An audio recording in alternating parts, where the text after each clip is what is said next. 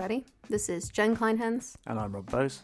And you're listening to another episode of Everybody Hates Your Brand, a podcast where we talk about our thoughts and opinions on marketing, from customer experience to brand and everything in between. Join us today as we talk about the customer-centric sacrifice. It's all about whether your brand is willing to give up a little to better serve your customers. So yeah, this topic came about as a result of a recent purchase that we as a couple have made. Obviously with the pandemic, it's been very difficult to get to the gym. And I'm old and my knees are knackered. For the Americans in the audience, that means broken. So running outside has been difficult. I did go for a run the other week and had problems with my calves and my knees and all sorts. I'm sure there'll be somebody yelling down the phone, I need a new pair of trainers. But we decided that we would invest in a Peloton. Yes, we are that middle class. So we just ordered a Peloton and it arrives a week yesterday, I want to say. So we're all very excited about that arriving, aren't we? Yes, very excited. I've been looking forward to it for a long time. Jen has been spending a long time on the Reddit forums for Peloton. This is true. Why am I telling you this? Well, you may have noticed in the news recently that Peloton launched a newer, upgraded version of their bike. Bike Plus. Bike Plus. I thought long and hard about that, Brandon. But they've introduced a treadmill and all that kind of stuff. But the thing that really struck us was we then got an email that said, because you bought this, or you're waiting for it to be delivered, or you bought it within X amount of days, we are going to refund you the new price of the bike. Now, they're introducing the new bike, but the old bike is going down in price. Should have said that up front. So what they basically said is, you bought the old bike, we're going to pass that saving back to you. Yeah, because you didn't know the new bike was coming out. So how are you supposed to? Exactly. So it's 250 quid or something. So it's a really I think reasonable. It's $350 in the US. Yeah, reasonable chunk of change. And it got me thinking about customer centricity and what it really means, because they didn't have to do that. They could quite easily have just said, tough. That's the way it works. People drop prices all the time. Mm-hmm. You buy a new car, and then the next day it goes into a sale. Mm-hmm. Suck it up. That's what it is. And they didn't have to do that. And I think they sacrificed something up front to sort of better themselves as a brand, essentially, and create. And I hate the idea of brand love, so I won't necessarily. It's probably not the right phrase, but a sense of positive feeling towards that brand. Yeah. I think it's an interesting time for them too, because I think we all remember that Peloton commercial. That was the end of last year. You don't remember Peloton Woman? Oh God. Yes. A terrible commercial. But Peloton Woman came out the end of last year, and then they've had some issues, I think, during the lockdown. Because who could have predicted their demand and the pressures on customer service and all of that would just skyrocket. So they've had some issues, I think, with fulfilling things. They've had some issues with people calling in and trying to get replacement parts, things like that. So in some ways, I feel like they spotted an opportunity for them to create some goodwill. Absolutely. And they took it, which I think is a good thing. And it started me thinking again about it. That's quite an impressive example of a brand being customer centric. And customer centricity is almost like a wallpaper phrase now, like the idea of being customer centric. What does that even mean? Customer obsessed is another way to say it. I've worked in lots of different companies, and pretty much every single one of them, client side, has had in its values somewhere something about customer centricity. So back in the day when I was at Vodafone, it was passion for customers. At Game, it was gamer first. And I'm trying to think what it was at Disney and what have you, but obviously Disney puts customers at the heart of what they do and what have They're probably just like, we're Disney. Yeah, we're Disney, we get it. But in reality, what does that mean? What does that actually mean? Now, when you read about customer centricity, and there's an interesting article from Forbes that I will link to about the top 100 customer-centric companies, which has some really interesting content in it. But what struck me about it was that it was a lot of tactical stuff, and it's about things that people should do. So it's about insights, understanding your customer in terms of insights, research. It was about technology enabling customer experiences through personalization. It was about mapping out your customer journeys and figuring out the pain points and all that sort of stuff, all of which is 100% valid. and accurate. But I started thinking, well, actually, does that mean you're customer-centric? Is that a good barometer of customer centricity? And I put it to you that it is not. Oh. I would put it to you that actually, if you're saying you're customer-centric and you truly believe it as a brand, you put your customers above all your other stakeholders, employees, shareholders, owner, depending on how you're structured, finance team, whoever it is, you accept that you might make a decision that is crappy from a short-term revenue perspective, but long-term you believe will pay off. Peloton being a perfect case in point of that. They could have, as I say, they could have just kept going and taken the flak in the long term. It probably, it wouldn't have impacted them immediately. But I think what they've done is create some really positivity around their brand. There's a great phrase that Bill Bernbach used to say. Bill Bernbach is the B from DDB, one of the world's largest advertising companies. He said, a principle isn't a principle until it costs you money. And if you truly believe that you're a customer-centric brand, are you prepared to make that sacrifice? And so Jen and I started knocking this idea around and looking at brands that we felt walked that walk and made those sacrifices. So I'm going to go through a couple of examples. Most of them actually are American. I'm not sure that's reflective of anything. So Jen's going to take us through a couple of examples that she's got, and I've got a couple, and we'll just kind of debate it as we go around this idea of the customer-centric sacrifice. Sure. So, Jen. Yes. So I have two examples. I'm sure that you have more, and we'll talk about those. The first one is Trader Joe's, which I will explain for the non-American folks in the audience what Trader Joe's is. It's a magical place. It's not Toys R Us. It's better than Toys R Us. It's Toys R Us for adults. Right. Wait, that came out wrong. Yeah, that's. But you know what I mean. It's like it's a grocery store. If Toys R Us were a grocery store, sure, why not? Let's leave it at that. So Trader Joe's is basically, at one point in time, it was one of the brothers from the Aldi family ran Trader Joe's, and it has a very sort of a similar ethos to an Aldi. So if you think of it as an Aldi that has all these store brands, and it's a little kind of stripped back, it has a very particular sort of customer experience. Trader Joe's is like that, but it's sort of like organic Aldi. It's like kind of cool, like... Is it like hipster Aldi? Sort of. I wouldn't call it hipster because like your parents shop there. Oh, okay. But what are you let's saying put about it my this parents? way. What's that? What are you saying about my parents? Not your parents. It's like your parents would shop I there, know, but I'm you just would being also shop there. Facetious. Yes. It's almost like an Aldi version of Whole Foods, and we have Whole Foods in the UK, so that should be a good analogy, I think, to get everybody on board. But it's got sort of like a nautical theme. I don't know how else to explain it. And they have great flowers, they have great food, but interestingly, they have only a few products. So in an average American grocery store, I'm about to horrify every person outside of America. The average grocery store, not a Walmart, not a superstore, just a normal grocery store, has about 30,000 SKUs. So 30,000 products and types of products. Trader Joe's has about 3,000. It's a much smaller footprint. It's very different. It's really cool though. You go in and the employees are all wearing Hawaiian shirts because it's nautical. And they're very enthusiastic. In fact, there were times when I went to Trader Joe's where I was like, I've got to go when it's busy because it'll be a nightmare, but at least I don't have to talk to anybody because they're so friendly. Like, this is just me as an introvert. The overly over-enthusiastic retail. Yes, but it's in a good way, right? So their heart is definitely in the right place. And interestingly, you talk about customer-centric sacrifice. One of the things that the employees are empowered to do is to, let's say I go up to an employee and I'm like, hey, I really want to try this cereal, but like, there's no samples out. Like, have you tried it? What do you think? They can rip the top off and just give me a bunch of cereal. Wow. You can do that with any product, including wine. They have a very large wine. They have a very large wine section. Oh, I can just see that going horribly wrong. Well, listen, I'll tell you, it depends on the laws of your state. So I don't know, Google it, but pretty much any Trader Joe's. Fancy that tequila? Would you mind? They don't have alcohol, or at least not the Trader Joe's that I've been in. You just said wine. Wine is an alcohol. Yeah. No, beer and wine is treated differently in U.S. grocery stores. Wow. Depending on the state. In some states, you can go in and buy booze, like tequila.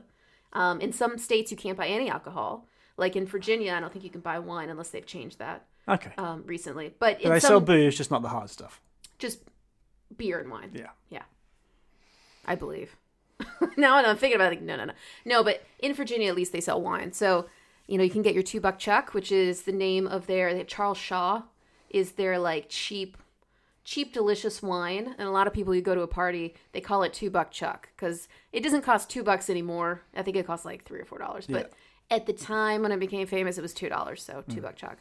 And it's just like great food and it's really delicious and everything's awesome. But it's clear that, they have decided to put the customer kind of above all. And I think in some ways it's very clear through the idea of like reducing choice, being helpful, like, ripping open a box and giving you something to eat. Because I can't help thinking if they increased their product lines, they might make some more money, for example. Yeah, if Trader Joe's decided not to. Yeah, if they decided one day, if they announced we're going to make a mega Trader Joe's, no one would complain. I don't think.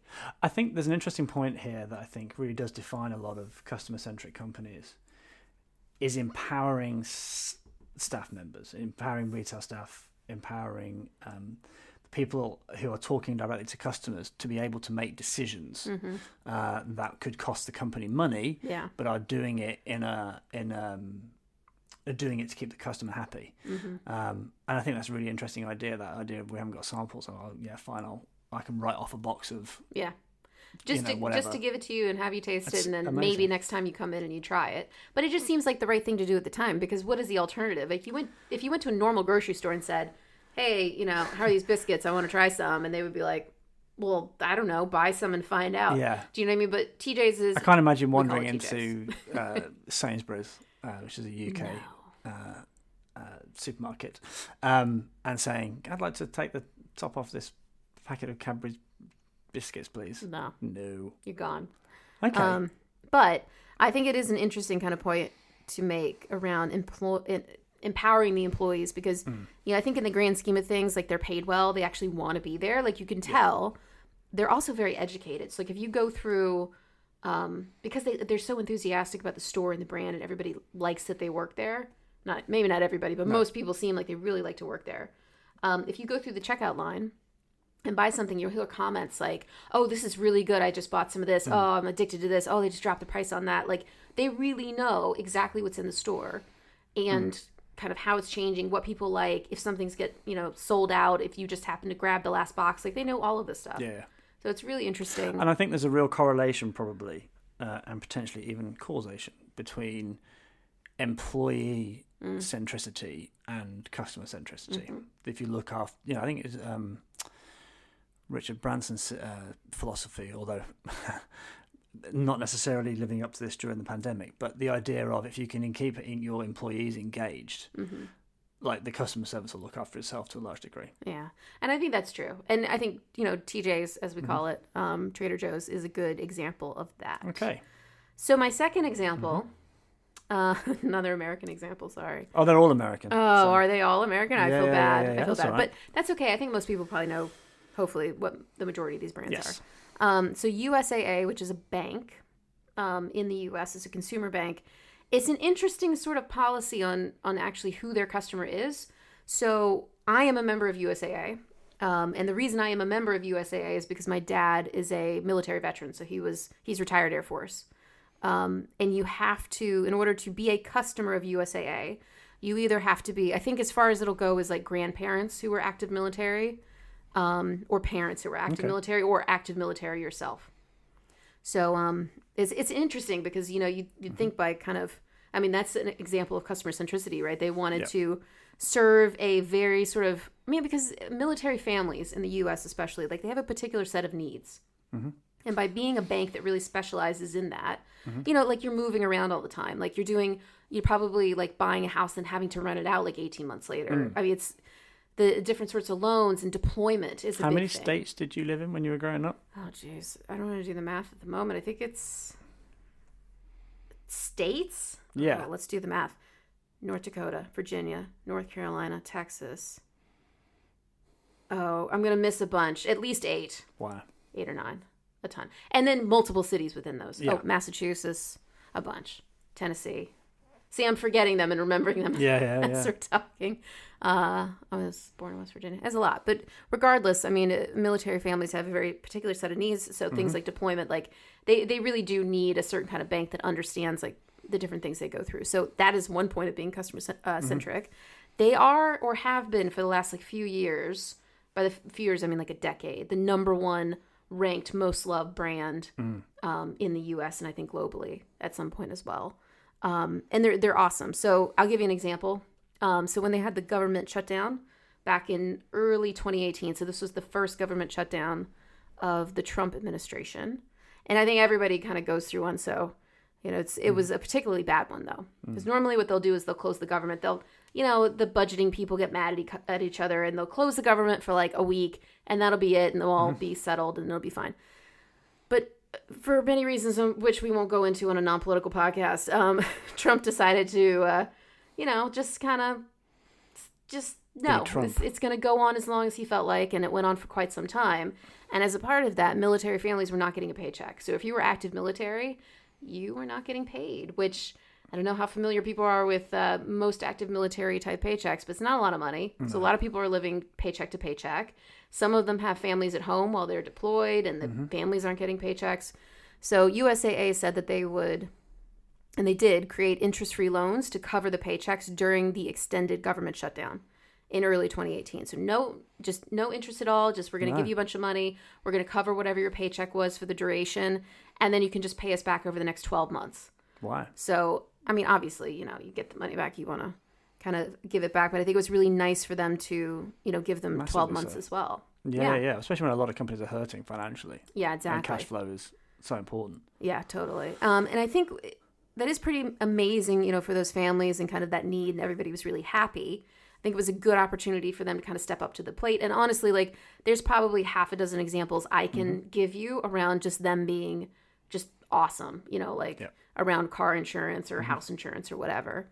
But interestingly, in the following government shutdown, because there have been two so far under the Trump administration, it was a similar situation. People were not getting paychecks, and USAA said, we're here to the rescue. We're going to do it again. It's the right thing to do. But this time they charged interest. Minimal interest, but interest. And everyone felt like they were betrayed. Yeah. That it was no longer customer-centric, that they were taking advantage of a situation. Whereas, the difference, I don't know the exact number, but it was very low interest. But the difference in 1 or 2% interest is like, is nothing. They should have given it up. I mean, the amount of goodwill that they generated the first time, it just makes sense. It's very they must have known the damage it was going to do when they did it. To be honest with you, who knows? They probably looked at the first one and went, oh man, this is 12 months of not having money, which means we're actually losing money on the interest. Well, then that ties into that point we were making earlier about customer-centric sacrifice. So they were prepared to make it once. Yes. They weren't prepared to do it again.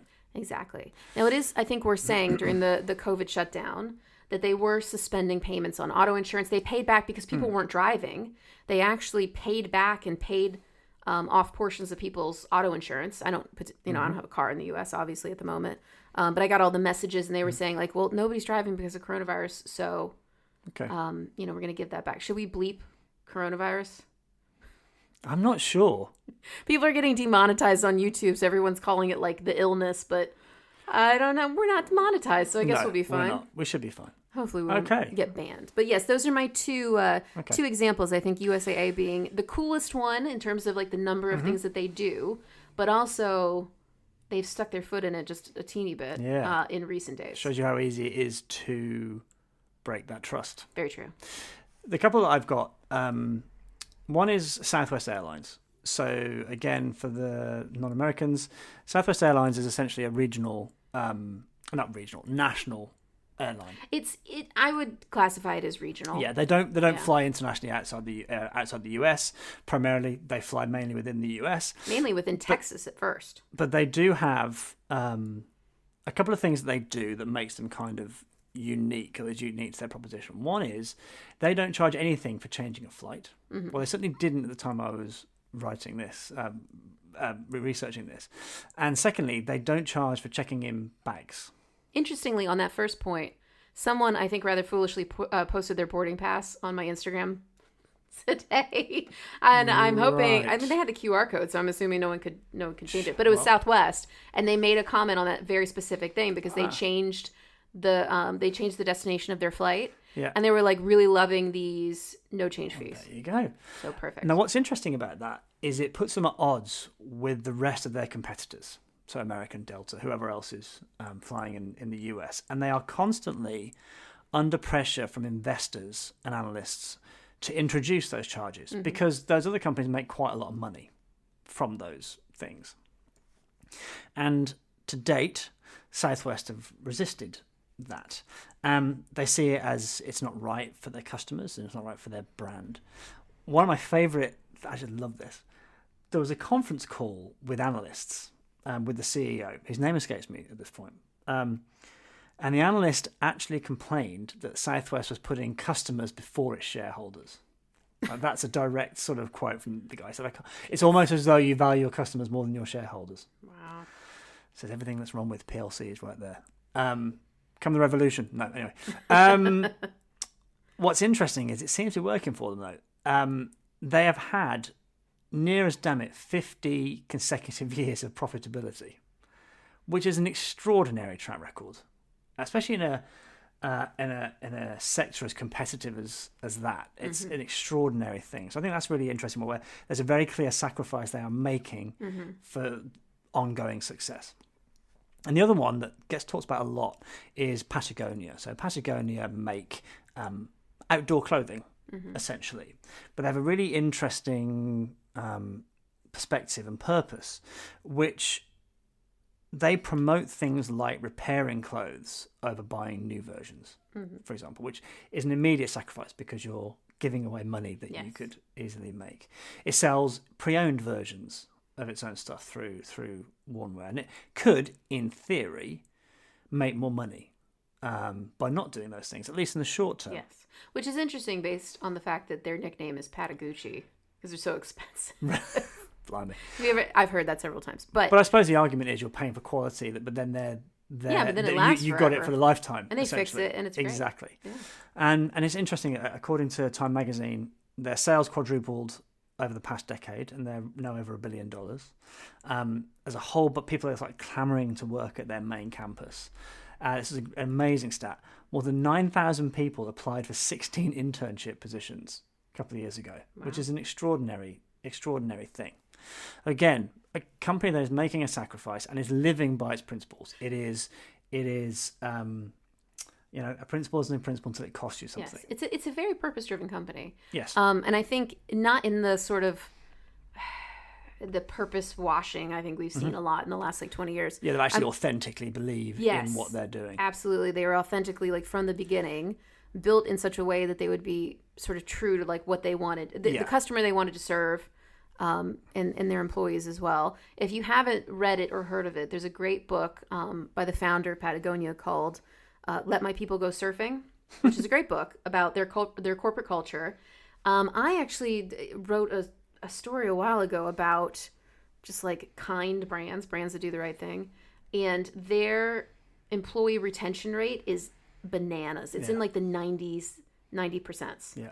Nobody ever wants to leave. It's a great company to work for. There's another company that, again, that correlation between employee engagement and staff engagement, and and customer, one begets the other.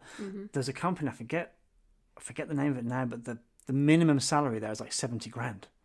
Oh yes, they decided to make every's salary at least 70,000. This happened years ago, and everyone said, "Well, you'll go bankrupt and all that," and they're doing fantastically well, which is again another interesting case study.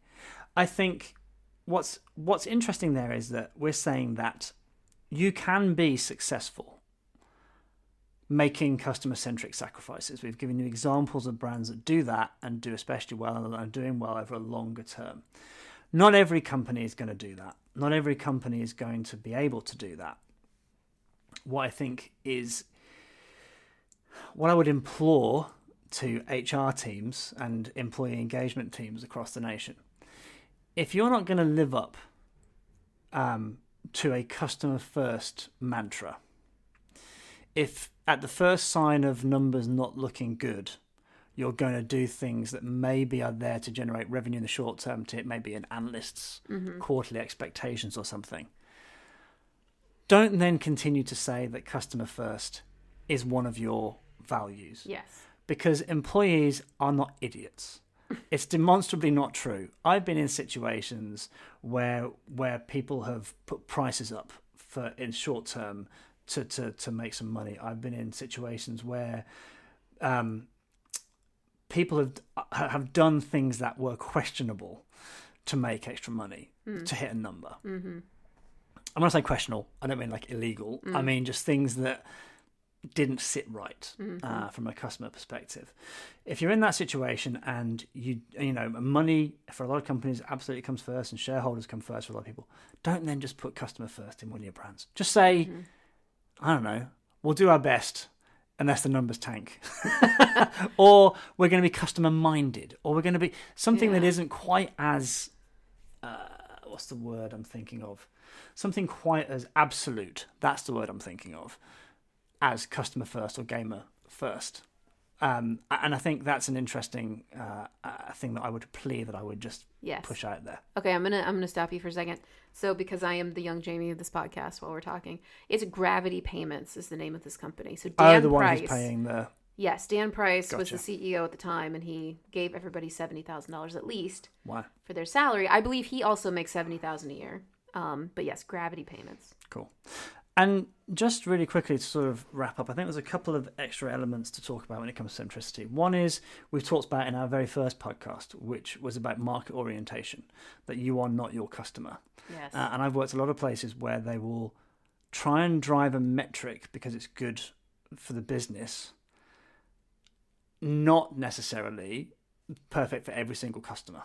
Well, it's interesting too. It's the whole thing of like what gets measured gets managed. There you go. Yeah. And that's an interesting question around like metrics and aligning them to the right incentives, because people are so goal driven. Like we talked about this in the behavioral science podcast. Like people they'll get fixated on something, and for whatever reason, I mean, you go into the office, you do your job. Like not a lot of people are pondering if this metric they're chasing is the right metric.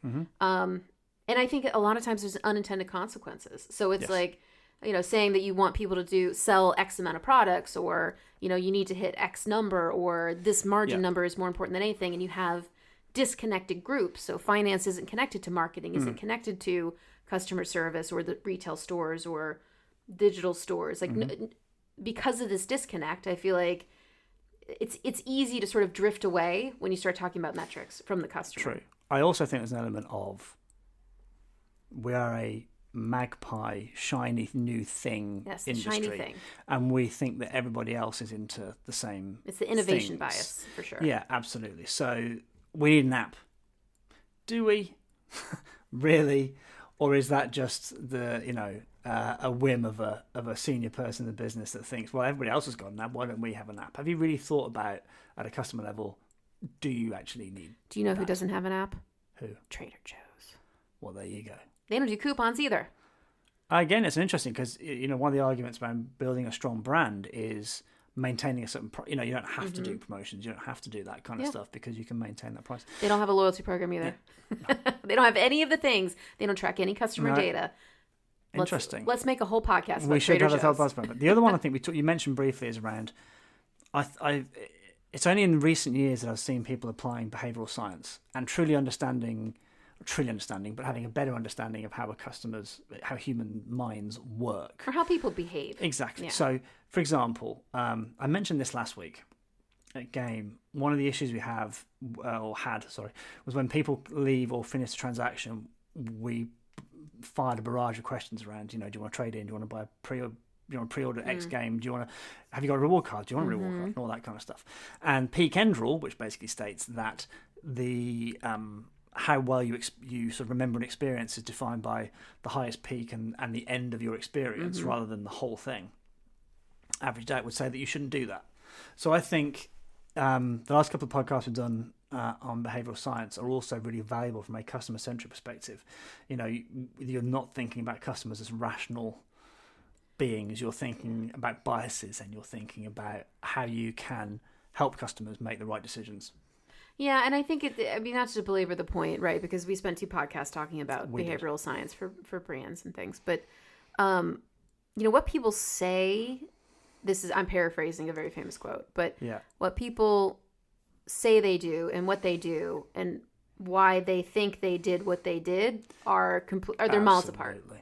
Absolutely. And I think that's the key bit because, for years and years, you basically had actually there's a great scientific advertising book And this guy wrote like in the 60s. What's interesting is they were doing experimentation. He was doing experimentation.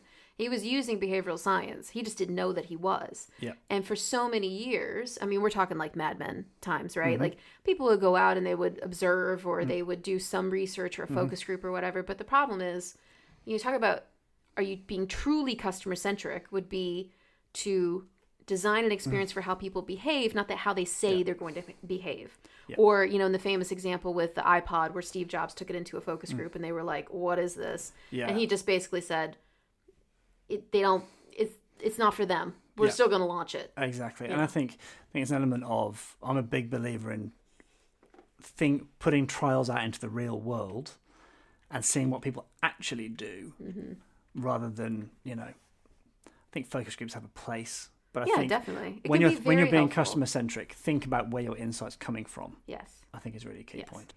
So just to summarize all that up, then I think what we're basically saying is that there's lots of things you can do to make life better for your customer. But to be truly customer centric, or to feel like you're a truly customer centric brand that actually does put customers first, if your business isn't making the sacrifices of short-term revenue for long-term gain, then maybe you're not as customer-centric as you think you are. And I think there's one really simple question that brands can ask themselves, which is, how does the activity that we're doing or the choice that we're making benefit our customers? And if you can't give an answer to that, then maybe you're not being as customer-centric as you think you are. True. And finally, a final plea, HR teams. Again, if you aren't going to act as a customer first brand, don't have customer first as one of your values, because it just comes across as utterly hollow. So that's it for this episode of Everybody Hates Your Brand. We hope you enjoyed it. You can find show notes, resources, and more episodes on our website, everybodyhatesyourbrand.com. But before we go, let's leave on a positive note and share what we're loving right now. Well, I spent about 6 years of my career working in the video game industry, very luckily. And at present in the video game industry, it's an exciting time. And it's an exciting time because 2 new consoles are around the corner. So for those of you who don't know how the video game industry works, it's kind of cyclical. So every 6-7 years, new piece of hardware comes out, new PlayStation, new Xbox. Nintendo are kind of separate from this. They march to the beat of their own drum. And they bring out a new console and sales go mad. And then obviously sales decline as a new consoles get older and a new one comes out. And it's funny, I've worked in this industry for 6 years. I've never actually been through a new console launch. Amazingly, I seem to have missed them all. When I was at game the first time, PS3 and Xbox 360 had already launched, and then I was out of the industry before PS4 and then there's this last year that I've been there. Obviously, we're coming to the tail end of PlayStation 4 and Xbox One.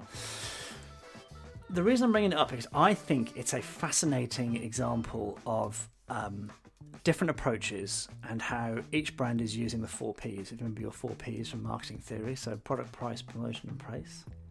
Product, price, promotion, and place. That's more. Right, that's better. So it's really, really interesting game of cat and mouse. So they started with product, and Sony released an image of their new DualShock 5 controller, and then Xbox had actually shown what their Xbox Series X console was going to look like. It looks a bit like the monoliths from 2001 Space Odyssey. Somebody said it looks like a Wi-Fi router. Looks like that. Kind of. No, that's PlayStation 5. Oh, sorry, I've confused them. But then PlayStation 5 came along, did an amazing live stream, which we watched. Yeah. And then they showed their new consoles at the end of it, one with a disc drive, one without, different prices. So playing around with the product. They're also playing around with distribution, place. So historically, you bought a box, you bought a game and you put it in a disc in your machine, and obviously that's been changing over the last generation, but they're accelerating it this time around. So my PlayStation have got an all digital version, one without, and Microsoft's pushing Game Pass, which is basically a subscription model for downloading games directly through your Xbox rather than going into a store and buying a game. And then price, it's been fascinating.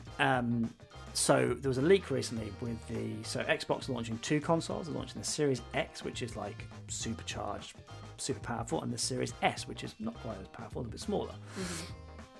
And the S leaked a couple of days ago, and they leaked the price, which was $299, and so it forced them to announce the price for the Series X, which I've just done, which is £449 and $499.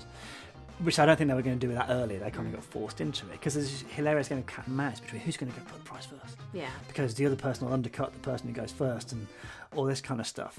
And then lastly, promotion. Usually there's a big thing called E3, which is a big conference every year where they announce these things. And even if Sony and Microsoft weren't going to go, they would at least have used that buzz. Is there not a digital E3 this there year? was, but it was kind of, you know. And a lot of those brands are doing their own thing now. But what they're, using the idea of live streams, which is, the idea of it's kind of like, in a way, modern day TV. Everyone's sat watching the same thing, and watching it and reacting to it has been absolutely fascinating. So the reason I'm bringing it up is I think it's a really interesting example of two different approaches in a direct competitors using all the tactics of the simplistic tactics of a marketing mix, which I think is just a fascinating thing. So I'll put a few links in for different stories, but I think it's a really interesting case study. I'm intrigued to see how it plays out. Hopefully I'll get both, but we'll see how we go. Oh, gosh. Jen, what did you And got? you will never talk to me again. That's not true. You play games too. I saw you playing Far Cry the other day. It was painful for me to watch. Yeah. Anyway. Listen, I have my own style, man. I'm out there shooting at birds in the sky and chasing bears. It's all right. Anyway, it's a very fun game, but I don't play it the way he does. No, you don't. Anyway, so this week I am loving the fact that I'm going to talk about it again. We're getting a Peloton next week, and I'm very excited. I've been considering this purchase for quite some time, even before lockdown and all of that. I've been saving. I'm ready. I've been, as Rob has said, I've been on the subreddit. I've learned to stay away from the Facebook groups. Apparently, they are mean, and I don't want to be meaned at. But I'm learning lots of different things, like who my instructor should be, all of this stuff. But from a sort of a customer experience perspective, I did write an article about the Peloton, sort of like what makes Peloton addictive. From a psychological perspective. One of those being sunk cost, because it's really expensive. Yeah. Yes, just a touch. Yes. So we will link to that in the show notes. But I obviously, like, I had experienced it through videos and thought, oh, this is cool, that's cool. Like, these are all the different kind of elements at play.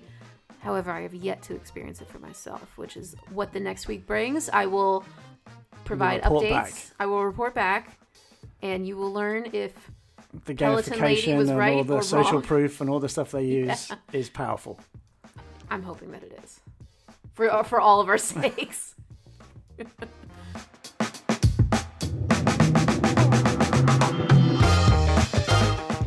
Well, you did it. You've wasted another perfectly good half an hour or so with Rob and Jen and the Everybody Hates Your Brand podcast.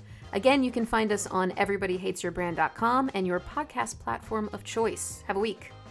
Take great care and be vigilant. Mm-hmm.